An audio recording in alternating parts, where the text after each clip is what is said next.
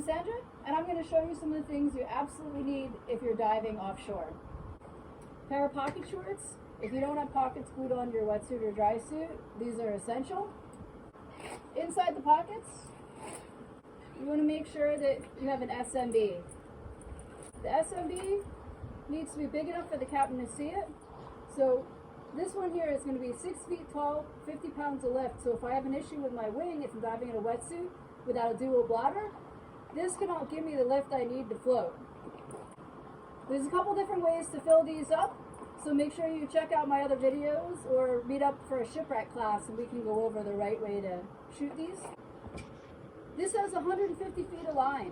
If you're diving in 100 feet of water and you have a problem and need to launch this, you need to account for a little bit of current. So 150 feet is a good length. Next, we have a Garmin inReach and a nautilus lifeline. So if you are floating around lost out there, if I hit the SOS here, this will send the Coast Guard, or I can send a message to my family saying I'm okay, but here's my GPS coordinates, I'm floating around in the ocean. This one here, you would need to remember to unfurl this antenna. This is working off of a radio frequency called AIS. This is similar to channel 16, but a slightly different wavelength. The other boats need to have AIS programmed in order to read this. Your life is more valuable than being lost at sea, so I would highly suggest having these on you in case of an emergency.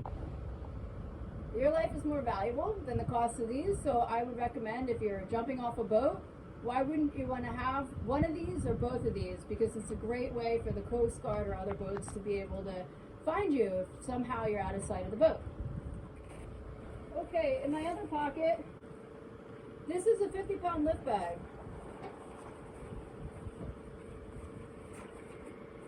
If I had a problem with my wing and it wasn't holding gas anymore, this will help me out on the surface here. This has 50 pounds of lift in it, and it will help the boat to see me as well.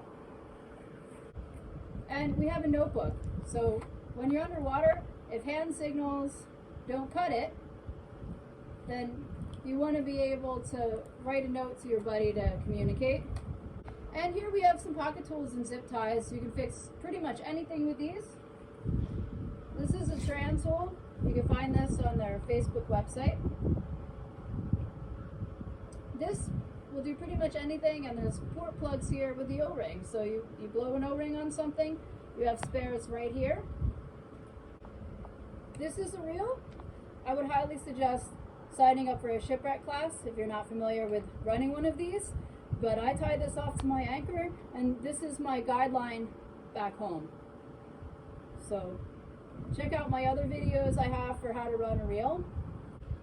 We can do a cavern or a cave diving or a shipwreck class, and we can go over how to use this and how to properly tie it off, how to hold the right amount of tension of it so you don't get caught up in your own line. Make sure you have at least 2 cutting devices on you when you're working with lines, reels, and spools.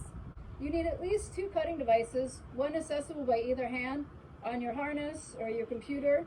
Z-knives work great, and then you can just simply cut yourself out of the line and repair the line and follow that back to the boat. Strobes, these are great. If the visibility is not so good, you can put one of these on the anchor where you've tied off in case your line breaks. Also, it's good to keep one on you because if something happens and you get lost, don't make it back to the boat. You want to be able to create an upline, which is shoot your bag, tie it to a rock, stay in one GPS location in the ocean. Having something like this is also going to be essential because on top of the SMB, if it is getting dark or it's hard to see out, then these will help the crew to be able to find you when you're bobbing around in the ocean. The last piece of safety gear that you want to bring with you is a redundant gas source, or if you're doing decompression, you need to have a decompression bottle with oxygen in it. No decompression unless trained, that's a whole nother class. So for diving the Meg Ledge in a single tank, you want to have at least 40 cubic feet of gas. That would be nitrox or air, so it wouldn't be labeled as oxygen. It would have a black hand wheel, and it would have a label that just shows nitrox or air on it. That would be breathable from 100-something feet. So if you have a problem with your single tank, you can switch to your pony bottle. So when you show up on the boat, you want to make sure that you have your bottle, which is rigged, and you want to have a regulator with a 40-inch hose on it. And that should be something that you bring with you. That's your backup parachute. That's your bailout. If something happened and you ran yourself out of gas on your single tank, you want to be able to have this. So coming back around to talking about decompression, this bottle is labeled oxygen. This is only for people that have done advanced nitrox and decompression procedures and understand the maximum depths of breathing high amounts of oxygen. If you are planning to do decompression, not only do you need the training, but you need your own gear. This is big boy, big girl stuff. When you're doing decompression, you need to show up with your own oxygen bottle, which has already been analyzed, rigged with its own rigging, and your own regulator. And please, no decompression without the training. It's a serious class. We want to stick to no decompression limits until trained for deco.